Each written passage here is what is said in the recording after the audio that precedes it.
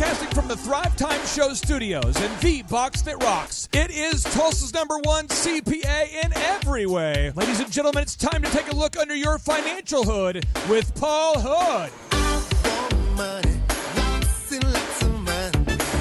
I want the pie in the sky. I want money, lots and lots of money. So don't be asking me why. I want to be rich. Show me the money! All right, Hood Nation, welcome to A Look Under the Hood. My name is Clay Clark. I'm the former U.S. SBA Entrepreneur of the Year. I am joined here today with Paul Hood, the man, the myth, the legend, Tulsa's #1 CPA in every way. Now, let me give you my little Paul Hood commercial here. There's a lot of accountants out there who are good accountants. A lot of them are good accountants. Paul, he's a guy who has 3 practices with thousands of customers. And so I actually was introduced to Paul through Steve Currington. That's how we met. And I met a guy at the conference. I met this guy named Charles Kolaw from Bartlesville, Oklahoma. He owns Kolaw Fitness. And I didn't know Paul very well. Didn't know Paul at all. And what I like to do is I like to just know who I'm dealing with, you know? And so I said, Charles, is Paul your CPA? And he said, yes. And I said, okay, that's great. And he stops me and goes, he has been with me. How long have you been Charles's accountant now? No, I don't know, 14 years, something like that. 12, but from like working with him in his house when it was just he and his wife working out of a $115,000 house in Bartlesville. Correct. To now they have 3 gyms. I think the average, the one in Joplin they just built, or Topeka, that's like, how big of a gym is that? Do you know? It's huge. I mean, it's about a, $5 million deal. I mean, and there's thousands of customers. They've got, a large group of employees, and you've worked with them every step of the way. That's correct. And one of the things you've helped them do, and I want to talk about this concept from page 55 of your book, A Look Under the Hood, is you've helped them to choose the right investment vehicles. That's so let's start with this first one, the home. Not necessarily with the Kolaws, but for anybody out there, let's say that they're listening to you and they make a pretty decent income. What are your beliefs as a CPA? Let's say somebody makes $100,000 a year, give or take, close to $100,000. Mm-hmm. Should they buy a home, and why? Well, it depends. I think they should buy a home. It's a decent investment as far as versus renting. We usually do a cash flow analysis. You always want to live below your means. Now, I don't believe a home is a good investment as far as paying it off. I get that question all the time. I just can't wait to pay my house off. Should I pay my house off? Can I take money out of my retirement to pay my house off? It's not a good investment. Why? Right? Why? Well, that's a controversial thing, my man, right there. Yeah, here's the way I think of it. And this is a fun way to think. If you think of your investments as minions, those little yellow dudes that are, some of them have 2 eyes, some have 1 eye. Yeah, little minions.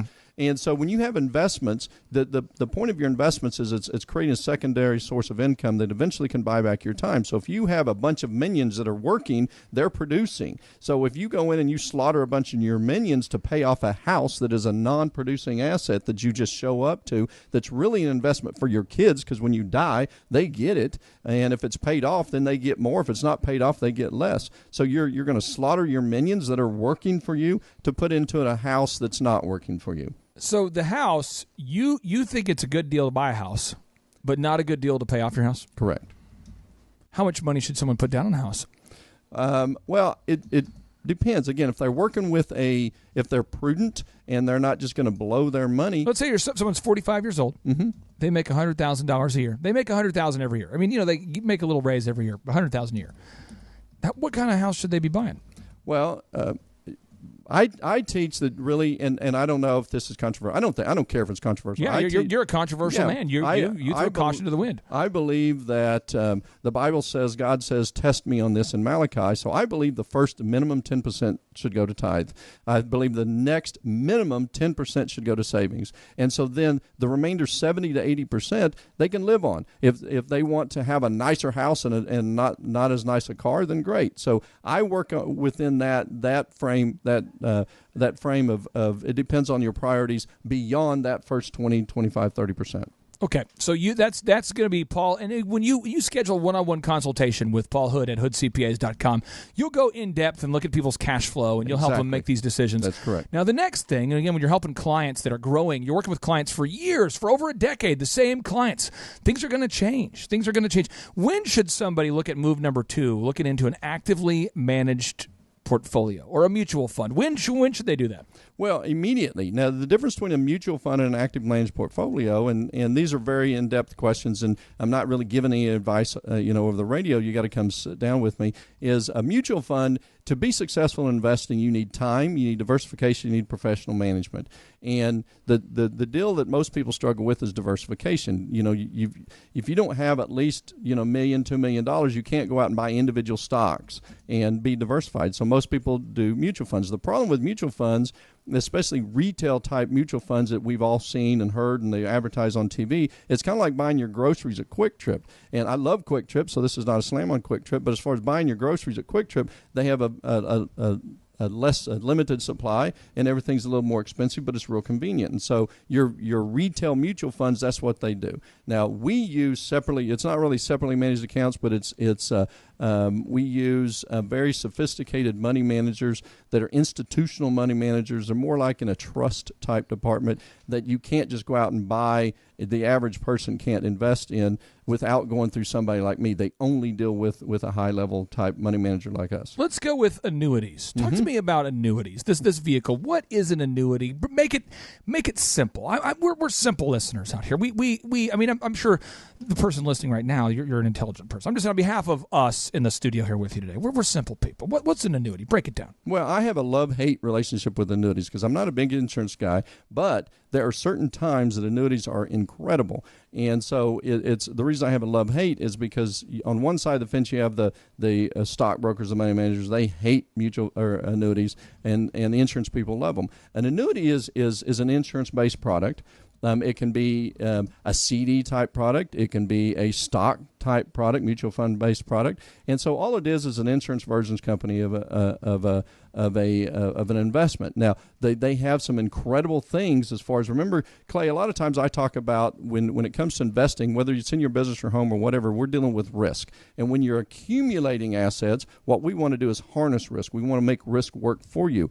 When you're in the distribution phase, then of your life, then you want to either transfer or mitigate risk. And insurance products, annuities, allow you to do that.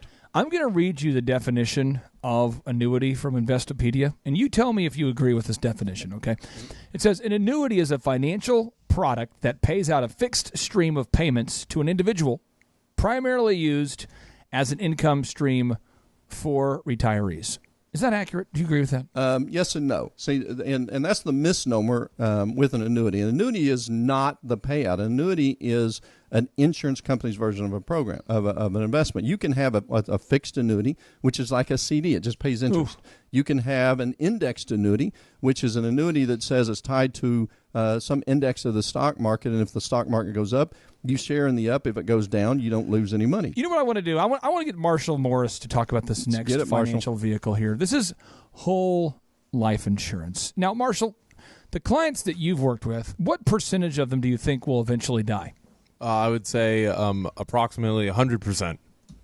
Oh, you're stepping out there. It's pretty it's bold. Pretty bold. That's negative for your clients there, man. Woo. Man. Okay. I don't want to be a client of Marshall's then. Now, let me share this example for the listeners out there, because this is a horrible... We're going to need to bring it up a step after this example. Okay. This is true. Take it down. I was working with an insurance company in Tulsa, Farmers Insurance. I coached them forever. And I'm coaching their new agents. That University of Farmers program, I'm coaching the agents. And one of the agents sold a home insurance policy to a guy in town who was a pretty successful business owner. And this business owner was very appreciative for the home insurance and the auto insurance that he was sold. Because when you buy insurance, you could get insurance and have a transaction, or you could build a relationship. And so the guy who bought the insurance, the business owner, was super happy. He actually came back to the farmer's office and dropped off pizzas. He said, "Thank you guys, man. I appreciate you guys. You're the best. I appreciate." And like, we knew this guy. I knew who this guy was. The insurance agent knew who the guy was. And I talked to the agent. I said, "Hey, did you sell him life insurance?" And he said, "No." And I said, This is how it works. He's going to be dead. We're all going to be dead. Everyone's going to be dead. Every week of the same meetings, somebody's going to die. And when they die, that's when they need life insurance. Because what happens is if somebody is on the planet and they're working, you're providing the income for your family. So literally the average American doesn't have, like if I died today and I'm 37, my daughter's 13. My youngest kids, we're talking 7-year-olds here. That means my wife would have to at least earn the same income she makes now for 11 consecutive years after my death to be able to raise the kids the same standard of living we have now. So my wife would at least need 11 years of what I make now in the event of my demise. Otherwise, she's going to have to look for somebody to get married to right away, or she's going to have huge savings. Long story short, every week we talked at Farmers, did you sell that policy? Did you sell life? Because we always just preach it. You've got to sell life. You have to do life. True story. Call comes in. Boop, boop, boop, boop, boop. Farmers Insurance. Someone answers the phone. This lady calls in. Her husband died of a heart attack, my age, 38, 39. Just died. Boom. Had a heart defect no one knew about, died.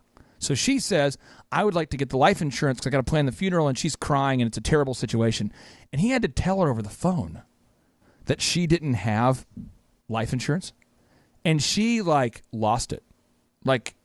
Lost it. And let me tell you what, that dude sells life insurance to everybody now. Absolutely. And that's why I'm passionate about Farmers Insurance or any insurance agency. You've got to have life insurance. And I just want to, Marshall, isn't it kind of even weird as a business coach when you bring up the idea to a client hey, do you have life insurance? Isn't it a weird conversation? Well, you got to wonder, who's dependent on them. And so maybe it's not necessarily a child. You have 5 kids, and so you're buying it so that Vanessa wouldn't be without. But maybe you have a business that your spouse is then going to have to step into and run for a certain period of time, or they're going to have to step in and figure things out for however long. Maybe they choose to sell it. Maybe they got to figure things out, and so it provides enough money to bridge that gap for however long that you determine that you need that for. Yeah, and Clay, we teach an advance and protect philosophy, and it's crazy how many men, and I'm going to talk to the men right now, will have a nice car and they make sure they have insurance on that car, or maybe they have a gun collection and they have insurance on their guns. I'm sure those guns, brother. That's right. But they don't insure their family. My gosh, what's more important? What is more important for a man than to protect his family? And so there are, but I will tell you this, Clay, there are investment strategies out there. This is a strange one, and it isn't for everybody, but there are actually whole life policies that if somebody is putting money into a 401k, and let's say they're putting 12% in and the company's matching 6%. Can we do this? When we come back from the break, will you go deep on this? I will. Because absolutely. It sounds like you're going to unleash an epiphany wisdom to the Hood Nation. And I just, Hood Nation, when we come back, Paul's going to be breaking down some interesting strategies related to whole life insurance, and he's going to break down whole life insurance. Who's it for? Who's it not for? But before we do that, you're going to have about 2-3 minutes of commercial breaks, and you got some time on your hands. So what are you going to do with that time? I'll tell you what you should do. You should go to hoodcpas.com. Right now, during the break, go to hoodcpas.com and schedule your 1 hour of power free consultation with Paul Hood or a member of his team. And they're going to give you a free copy of Warren Buffett's only authorized biography, the book called Snowball. You get the book, you get the 1 hour of power. It's all there. Go to hoodcpas.com, but do it during the break. You want to do it during the break, don't put it off. This is your time to become proactive about your finances. Go to hoodcpas.com today. When I say today, I mean right now. Or now. CPAs.com. Go there.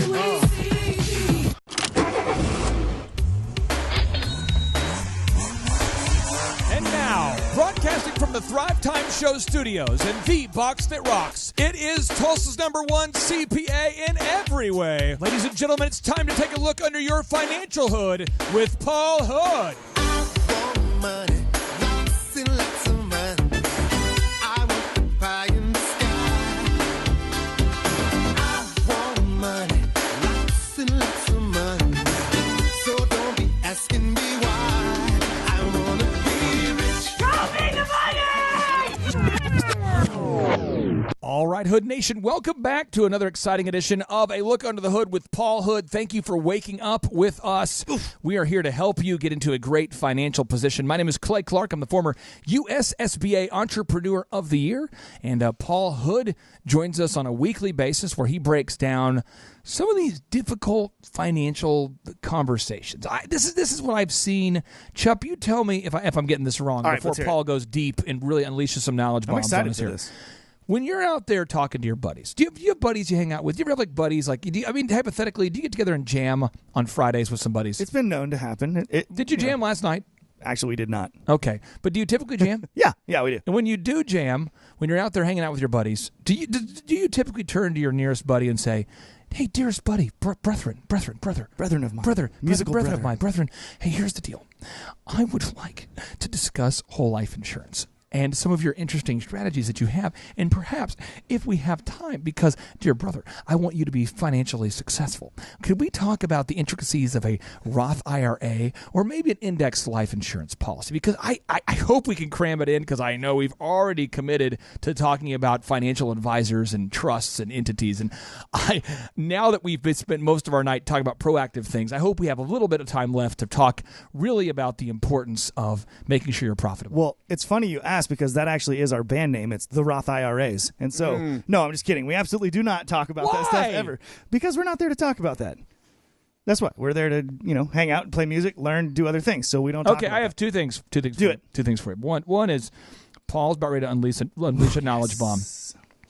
But before he does that, I want to share with you something. Okay. Do you know why I don't hang out with people? I know a few of the reasons.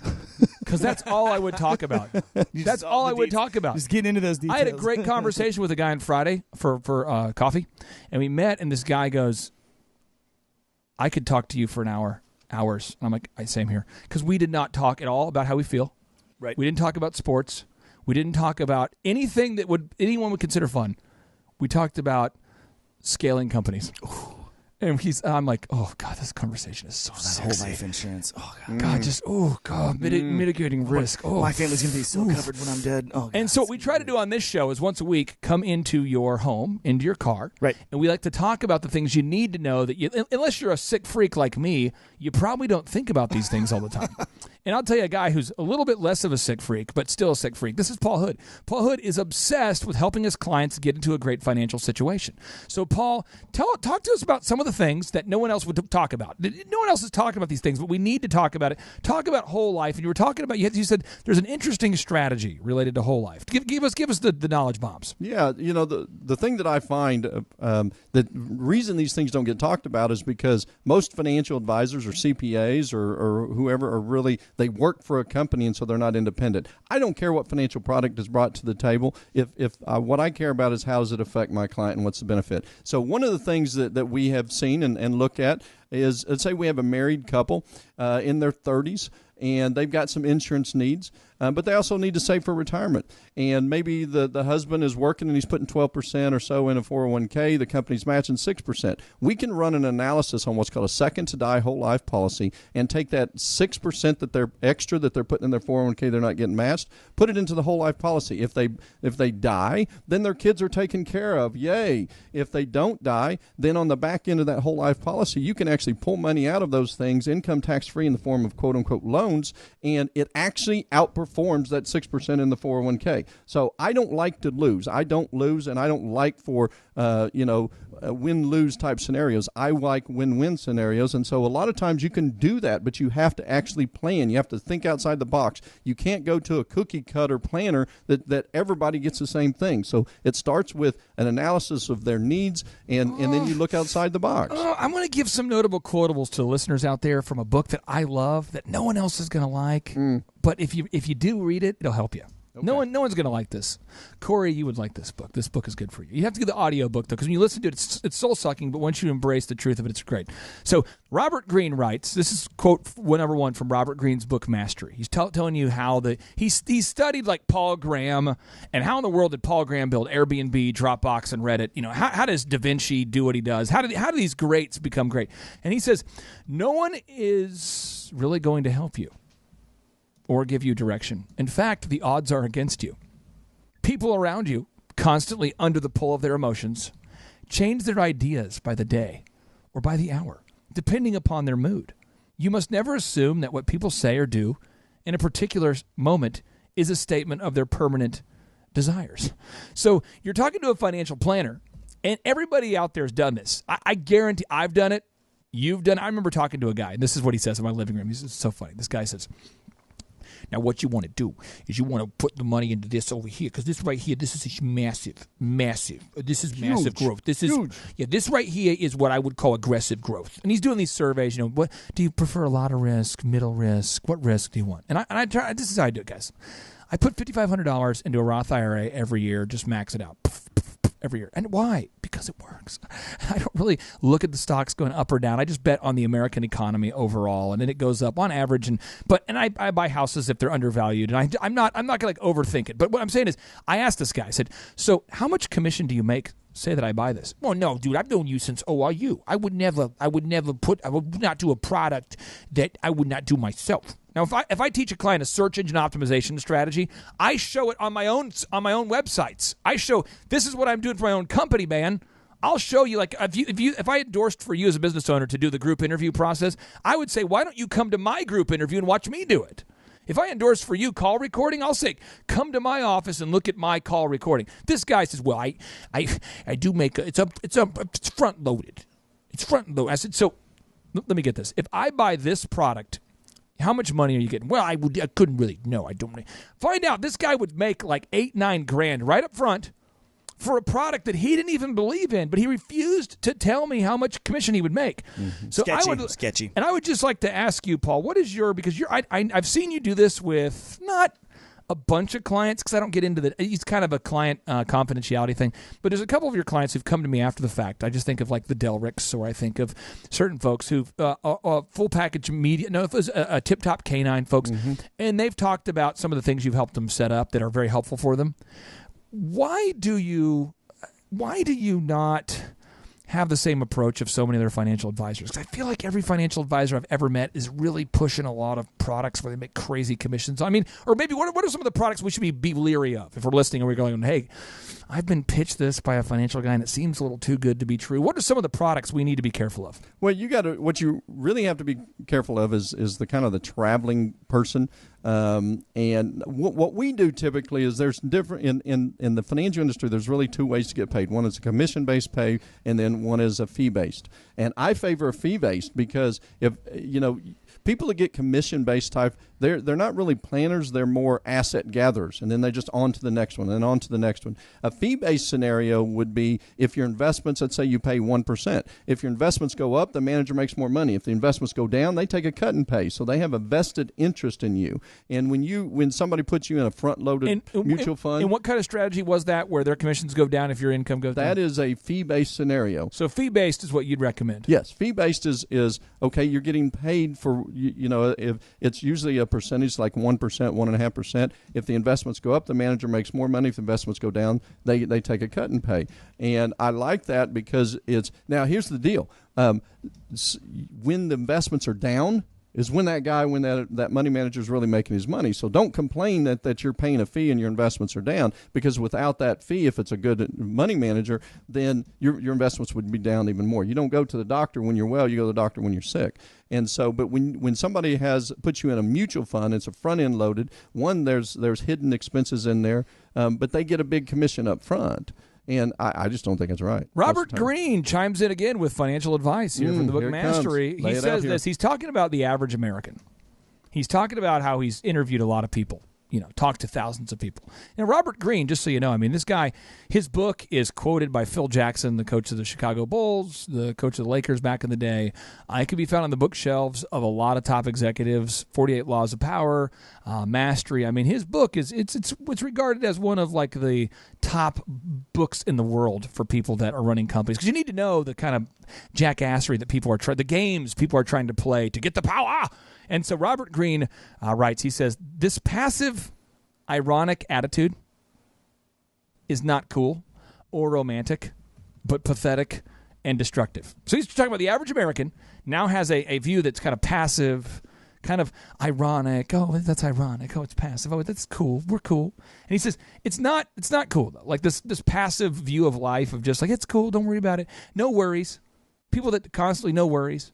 No worries, no worries, no worries, Mom. No worries. He said that's actually a problem. It's pathetic and destructive. It actually won't. If you're out there being passive about your finances, Paul, what's going to happen? You're going to fail. I mean, success is intentional. If you don't learn anything from any of these shows, learn that success is intentional. I don't care if it's spiritual, it's in your marriage, if it's financial, if it's business. It's intentional. You lay out a plan. You get a business coach. You find somebody that has success that you want, and then you try to duplicate. You learn. You can go through life learning from your own mistakes, but it's going to take you 1,000 times longer to get there. Clay, you got a workshop coming up, right? The 22nd? June 22nd and June 23rd. I believe we have like 9 seats left, 10 seats left, but get your tickets today by going to thrivetimeshow.com, thrivetimeshow.com. You can book your tickets to the 2-day, 15 hours of power interactive workshop on the left coast of the Jinx River. That's thrivetimeshow.com. You do not want to miss out the June 22nd and June 23rd workshop. My name is Clay Clark. That's Paul Hood, the CPA. Schedule your free consultation and get a free copy of Warren Buffett's book, Snowball, at hoodcpas.com. That's hoodcpas.com.